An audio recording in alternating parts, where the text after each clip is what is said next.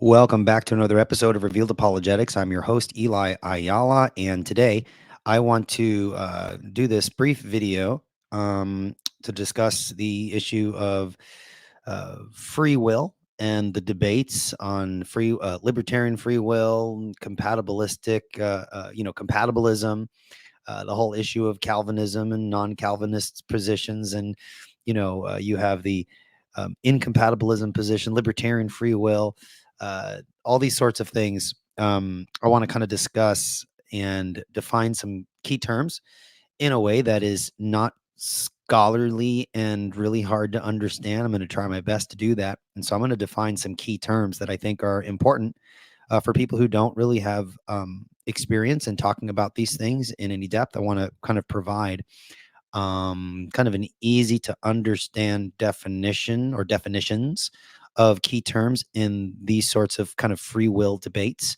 which are typically associated with, Calvinism and Molinism and, Arminianism and all different kinds of theological perspectives, which have something to say with respect to what they think the nature of free will is, the nature of God's sovereignty, the relationship between our choices and moral responsibility. You get this whole question that if God determines everything that happens, how can we be morally responsible for our actions? So I'm not going to get into too much detail as to the answers to all of that because as you can hear, my voice sounds a little off. Okay, I just got back last night from Pennsylvania. I was speaking in Pennsylvania at a Christian private school, classical school, and I was invited to talk about the importance of apologetics, theology, and Christian education. And so they were amazing hosting me. They were so kind and really hooked me up. And it was an awesome experience. But in the process, I lost my voice. So they took me to each of the classes and I answered a bajillion Bible questions ranging from kids in kindergarten to seventh grade. And let me tell you, some of those questions are harder to answer than, a full blown adult skeptic asking questions on the fly. So it was a lot, and but it was a lot of fun. And then during the evening, I had to speak to the parents and the faculty about the topic of Christian education and things like that. So by the time I was done, my voice was shot, and I am just recovering. So this video will not be too long, but I do want to take the opportunity to talk about this important and interesting topic. I find, Calvinism is and free will debates, these sorts of things, as you guys know from previous videos, is an area of interest to me. And I actually like the free will debates, whole Calvinism, Arminianism, Molinism sorts of debates. I'm super interested in eschatology, believe it or not, although I haven't done a lot of those topics on my show. And perhaps my most watched video on my channel is, let's see what the view count is here. Another topic I love is the creation, the old earth, young earth sorts of debates. And so if I were to search, let me try this right now. I'm going to search. Let's see here. Hugh Ross and Jason Lyle. Let's see. It is my most watched video. It's got 43,000 views, and I still get comments on that video. It was an awesome discussion where I had the opportunity to moderate. So it was really cool. So those are the topics I like. I enjoy them. So, but this is a topic I do enjoy as well. So we're going to be talking about this whole issue of, how should we understand this issue of moral responsibility and what is the nature of the ability to choose otherwise, these sorts of things. And so that's what I want to discuss in this short video. So first, I want to begin by defining our terms. Okay, so when we speak of Calvinism and things like that, the issue of determinism usually comes up, right? Calvinists will often say that God determined or decreed all things, these sorts of things. What is meant by determinism? And then we're going to narrow that definition down to a more specific flavor of determinism, and then go from there. Okay, so determinism is the foundational concept that suggests that all events and outcomes are predetermined or compelled. It's not even appropriate to use that word, but things are predetermined by antecedent factors, whether they are of natural or supernatural origin. So, a kind of a broadly speaking, determinism can be a kind of one that finds its grounding in supernatural considerations, like God determining things, or naturalistic forms of determination. Okay, so determinism means that everything that happens is already set in motion by things that happened before. So, if I can kind of very simply divine it, and whether they are part of nature or have a supernatural cause, that's kind of determinism, broadly speaking. Okay, so this idea is important, and it matters whether you believe in God, you're a theist, or not.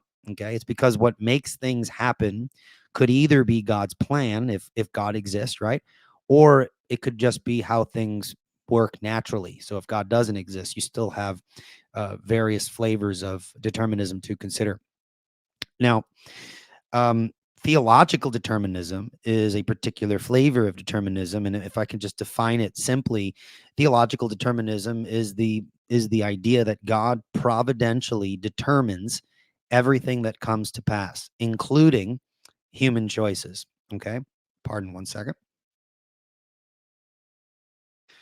There we go. All right. So, let me adjust my volume here. There we go. I don't want to exert too much of my voice. Then I'll be back at square one where I can't say anything. It was really bad. I literally was at a whisper. I could only whisper, and that's all you could hear. So, but right now, I think I'm doing okay. So, theological determinism. Okay, so it's the idea that God providentially determines everything that comes to pass, including human choices. Okay, and so I would say that Calvinism is a form, or Calvinists hold to a form of theological determinism. Now, of course, there are different kinds of Calvinists out there who hold all different sorts of views, but I'm taking it from this perspective. Uh, you know, Theological determinism acknowledges obviously the existence of God, and God in some way uh, is the uh, is the one who providentially determines everything that comes to pass. So specifically, I'm mentioning here this includes human choices. Now, of course, the Calvinist or typical Calvinist, again, you're going to have different flavors, but from the perspective I'm coming from, I would hold to, and many Calvinists would hold to, a view known as compatibilism. Compatibilism. And compatibilism is the idea that it's possible for things to be determined, like following a plan or a set of rules, and still have moral responsibility. It doesn't actually say whether determinism or moral responsibility is true. It just suggests that they can go together, like two puzzles that fit, two puzzle pieces that fit together. So in theory, someone could believe in compatibilism, but not believe in determinism or moral responsibility, or maybe not believe in both. The idea is that they are compatible with each other. Okay, as a Calvinist, I do believe that God decrees whatever comes to pass. I am in agreement with the portions of the Westminster Confession of Faith that suggest this, and the London Baptist Confession. Okay, and so I'm a compatibilist. I think that God determining all things, decreeing all things, is compatible with moral responsibility.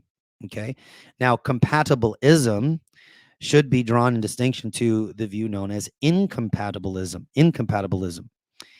And incompatibilism is the idea that if everything is determined, right, then people can't be praised or blameworthy for what they choose and what they do. So it's basically saying that determinism and moral responsibility don't go together, or to use the term, they are not compatible. Hence, incompatibilism. Okay, so incompatibilism is the idea that that if everything is determined, then people can't be praised or blamed for what they choose and what they do. And so, as I said, determinism and moral responsibility don't go together on this particular view known as incompatibilism. Okay, so let's kind of back up here. So compatibilism says that determinism, if God determines all things, that is compatible and it is consistent with moral responsibility, moral praiseworthy, and blameworthiness. Incompatibilism says that if everything's determined, then people can't be praised or blamed for what they choose and do. And so determinism and moral responsibility don't go together. Okay. So that is compatibilism and incompatibilism. Sorry, I got a volume issue here. Okay. Now, when you go under the umbrella of incompatibilism, you get a view known as libertarianism. Okay. Now, I think libertarianism is closely associated with incompatibilism. Okay. And so if you're a libertarian with respect to free will, um, folks who hold to libertarian free will, which is typically associated with theologically, just broadly speaking. I know there are differences and nuances, but generally speaking, when you're speaking to like an Arminian or you're speaking to a Molinist, and I'm not going to define each of those terms because there's a lot of unpacking. I'm going to assume that many people are already familiar with these categories. But libertarian free will, this I think is the position that the power to make choices aren't determined by things that happened before or antecedent causes. Okay, so a libertarian free will is a will that is not determined. Okay, and again, because if they were determined, then given determinism, that's incompatible with moral responsibility or moral praiseworthy or blameworthiness. So a libertarian free willer is going to deny determinism. Okay, and in some cases, we'll also say that determinism and moral responsibility are just not compatible with each other. All right, so if incompatibilism is true, if the idea that freedom and determinism can't coexist, if that's correct, then libertarian free will is the kind of freedom we would have. Okay, so I think I've got that right. Now, those are the different views there. Okay, so but when we deal with the realm of moral responsibility, okay, and this is very relevant to the nature of our choices. If you're a compatibilist, you're going to think that's compatible with determinism. If you're an incompatibilist, you're going to think it's not compatible with determinism. In the realm of moral responsibility, there is a very important debate which centers on the concept of the ability to do otherwise. Okay, so libertarians will often bring up the issue that if I make a choice and I'm determined to make a choice and I do not have the ability to choose other than what I do, how can God hold me accountable? How can I be blameworthy? How can I be praiseworthy for my actions? Okay, so in this remainder of the video here, I want to explore two key concepts, and this is the concept of what we call categorical ability and conditional ability. Okay, the categorical ability to do otherwise versus the conditional ability to do otherwise. Okay, and then I'm going to talk about a biblical passage that often comes up in discussions and debates between people who kind of are, the compatibilist and the incompatibilist and the Calvinist and those who hold to libertarian free will and these sorts of things. I'm going to talk about a very commonly used biblical passage, and then I'll wrap it up because I don't intend to go very long. Okay. All right. So let's define our terms then. So the categorical ability. Okay. This view posits the idea that a person is morally responsible for their actions only if at the moment of choice they could have chosen differently, given that all internal and external factors remain the same. So in simpler terms, this perspective suggests that moral responsibility requires what we call a categorical ability to choose otherwise. If you do not have the categorical ability to choose otherwise, then you are not morally responsible. Okay, because on this view, in order to be morally responsible, okay, you can't be determined in the way that, say, the compatibilist who affirms that determinism is compatible with moral responsibility would suggest. Okay, so that's the categorical ability to do otherwise. Those who hold to libertarian free will hold to a categorical ability to do otherwise. Now, again, do all of them hold to that? I'm not sure. I'm not a scholar in this area. I'm just kind of defining the terms with the hopes that the layperson who's somewhat interested in this topic can kind of know a little bit about what people are saying when they are using these concepts. Okay. Now, so if you are a categorical ability to do otherwise guy, you are probably going to hold to libertarian freedom or some form of incompatibilism. But again, if you know someone who has an exception to that rule, great. I'm just laying out the basic categories here. So categorical ability to do otherwise. Now you also have what we call the conditional ability to do otherwise. Okay, and this ability asserts that moral responsibility hinges on the individual's ability to choose differently if their beliefs and desires had inclined them to do so, if we can put it that way. And this view suggests that moral responsibility requires a conditional ability to choose otherwise, dependent on one's inner motivations. Okay, so I could have done otherwise if I had desired to choose otherwise. Okay, and those who are from the Calvinist, compatibilistic, determinist perspective would hold to the ability to do otherwise, but they would see it within the context of what we would call the conditional ability to do otherwise. If anyone's interested in kind of diving into this concept and these distinctions, you want to check out the work of Guillaume Bignon, who is a philosopher and expert in this area. He's written a book that I always mess up the title, which is really bad because I've had Guillaume on the show, mentioned the book multiple times, had him on the show multiple times, and I even stayed at his house and we talked about his book and we talked about other stuff, and I still never get the title of his book correct. I think it's called, I should look it up. Oh man, let me look it up now. I feel so embarrassed. Let's see here. Oh boy.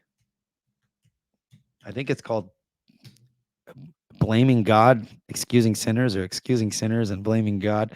Let me see here. Oh, I'm sorry, Guillaume, if you ever watch this. Oh, this is so embarrassing. Let's see here. There we go. Oh man, Excusing Sinners and Blaming God. Why don't I ever? I never remember the title. I don't know why.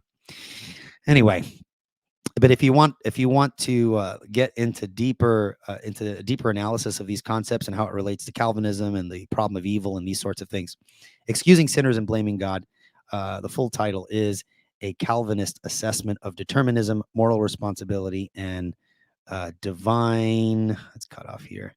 Divine Involvement in Evil. Okay, super good book. It's pretty challenging to read if you are not initiated into these discussions, but hey, why not give it a shot? I think you will not be disappointed. And even if you disagree with Guillaume, you at least can understand, what a compatibilist / conditional ability to do otherwise ist. You can see where they're coming from. Okay, so we have these categorical ability to do otherwise, which the libertarian would hold to. Then you have the conditional ability to do otherwise, which is going to be typically associated with those who hold to a compatibilistic view and believe that determinism and moral responsibility are compatible, and the ability to do otherwise is still meaningful, even though on this perspective, determinism is true. Okay. Now, let's consider, for example, then a common scripture that is often used to support the categorical ability to do otherwise. That is to say, that those who are of the libertarian free will stripe, who believe in a categorical ability to do otherwise, will typically use this scripture. So I want to define categorical ability again, so you can follow and see why this is important and why they bring this verse up. Okay, the categorical ability says that a person is morally responsible for their actions only if, at the moment of choice, they could have chosen differently, given that all internal and external factors remain the same. Okay, in other words, moral responsibility requires a categorical ability to choose otherwise. Okay, so let's take a look at this scripture here. So let me get my Bible, which I should have had in front of me, but I didn't. And I could put it, you know what? What am I doing? I got a physical Bible. Why don't I just get it up on the screen here? I'm so sorry. I feel like it's been a while. Let's see here. 1 Corinthians chapter 10, verse 13. Okay. And let's use the inspired translation, the ESV. Okay. I love the ESV. I like the ESV, but I'm also a fan of the NASB. Okay. And I like the King James, but I don't read from it because it's really hard to follow given the old school English. So sorry, King James onlyist people. Okay.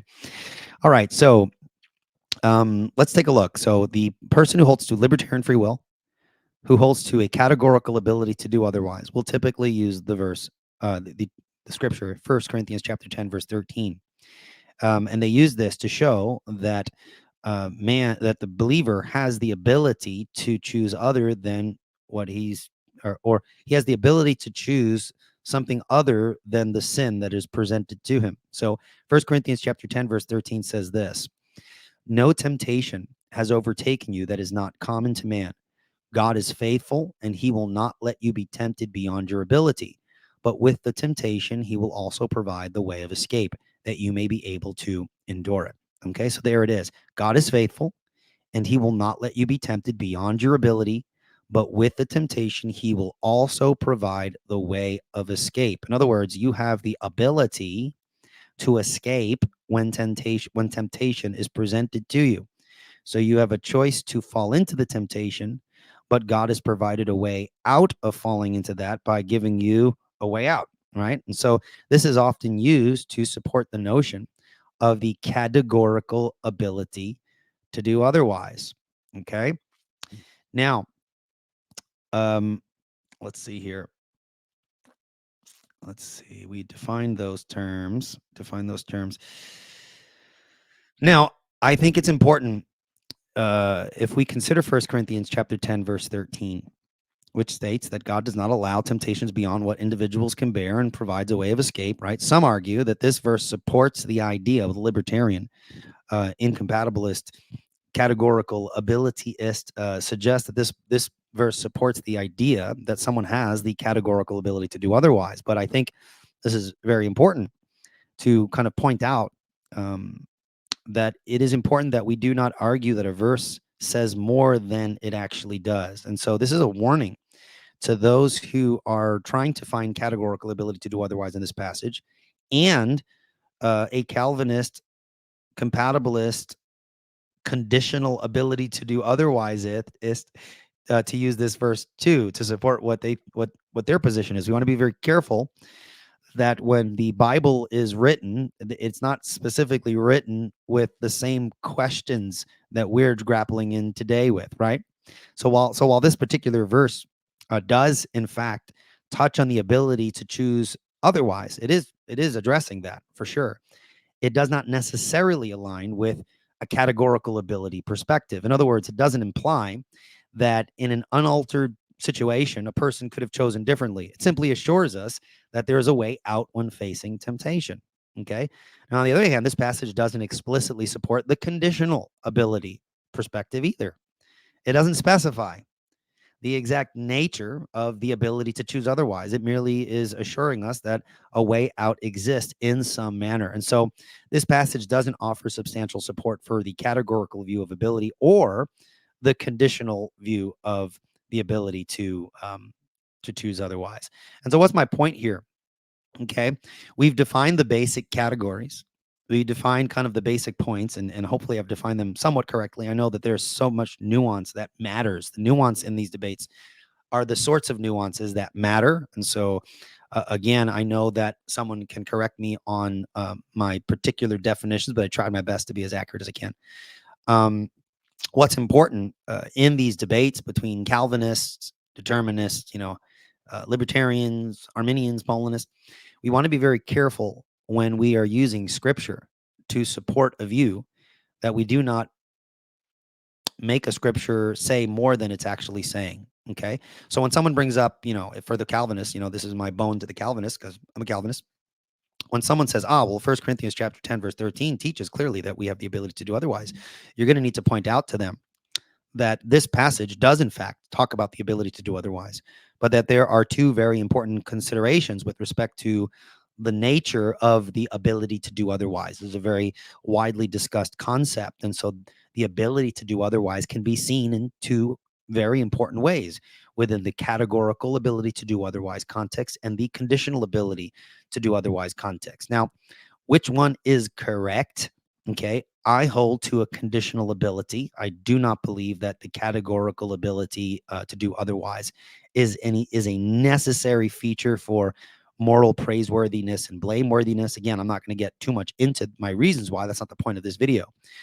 But whichever view is correct, you're not going to get support by simply quoting this passage. And this happens on both sides of the aisle here. The Calvinists will often quote a scripture, thinking that the scripture just flat out supports their view. And that's not enough.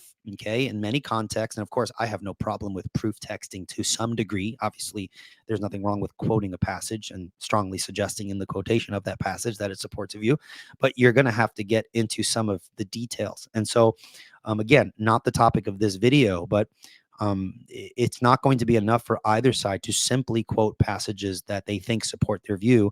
There's going to have to be some exegetical legwork and theological and philosophical considerations as well.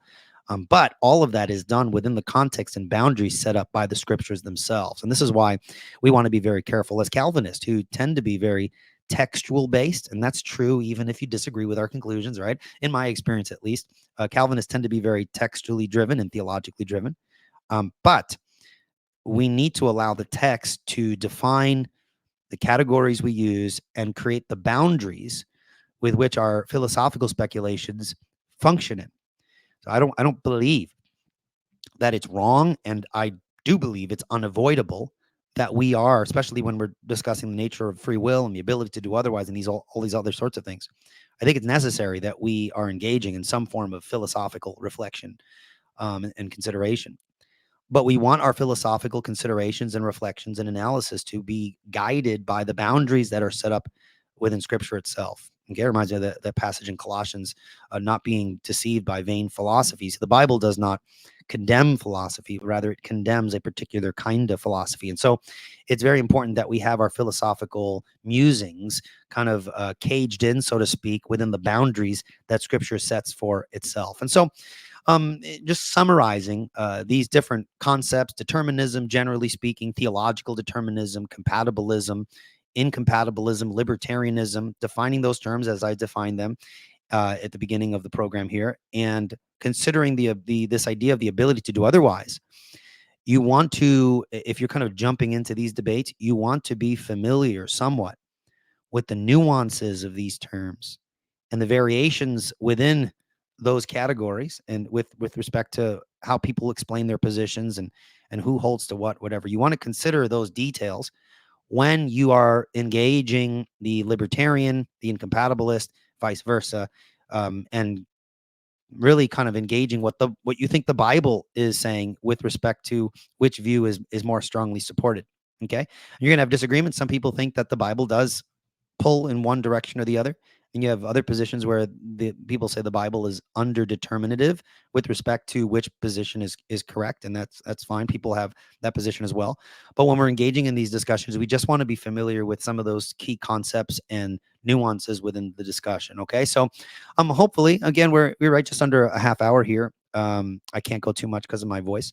Again, my goal here was not simply is not to engage in any depth with respect to like arguing for one or the other. People know my position personally already. If you've seen other episodes in the show, my goal here is to simply lay out some of the key ideas and hopefully define them in ways that are understandable to some extent. And it will hopefully provide people with a context who don't have experience in this topic to kind of engage in these discussions and appreciate, I think, the subtlety and nuances that are required to talk about some of these deep philosophical concepts. I remember hearing the debates on free will for the first time, and I remember thinking, yeah, sure, free will, that's an easy concept, completely unaware that there is a whole body of philosophical, theological literature that spanned centuries and centuries. So, when we think a concept is super duper easy and kind of straightforward, I think sometimes it's really good to kind of sit back and ask ourselves, is there background music to this discussion? And of course, with respect to free will, Calvinism, determinism, incompatibilism, conditional, categorical ability, yes, there is a lot of background music that needs to be considered. There's a lot of context that needs to be fleshed out. Okay. So, well, that's it here, folks. As you can hear in my voice, I'm waning, but I just wanted to take a few, a half hour to talk about these issues. Now, for future stuff, just as a heads up, I don't know how frequently I'll be putting out a video. I do have plans to have some guests on.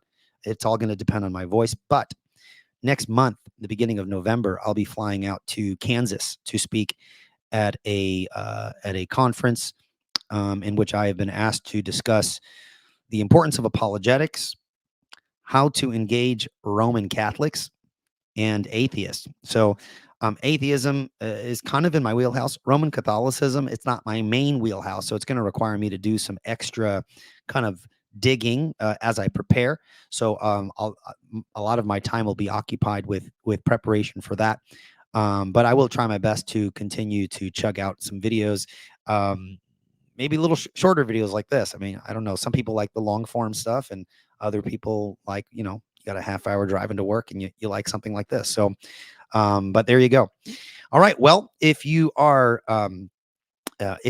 been blessed by Revealed Apologetics content, you can do me a solid and write me a positive review on iTunes. That is super helpful. It's actually much more helpful than many people think. So if you have the time and you've been enjoying and have been blessed with the content of this channel, go ahead and do that. If you want to support Revealed Apologetics financially, that is super helpful. You can do that as well at revealedapologetics.com. There is a donate button there on the menu. That is always greatly appreciated, as it costs money to do what I do. It also helps pay the bills. And so, the more support, the better. But if your only support is just being there in the chat when we go live and say, hey, great job, man, appreciate that as well. So I very much appreciate the audience and those who engage in the comments section, always so respectful for the most part, right? But I really do appreciate all the supporters and those who listen in and appreciate what we do. All right. Well, that's it for this program. And until next time, I will be inviting Jeremiah Nortier to do a response video with me on a 15-minute or so video on critiques of presuppositionalism from a bunch of skeptics. So I will keep you guys up on that when my voice is fully recovered. I'll schedule that and get Jeremiah on, and we'll have a good time doing that, and hopefully in the process teaching how presuppositionalism can answer a lot of the objections that are launched at it. So with that, that is it for this episode, guys. Take care. Until next time, God bless. Bye-bye.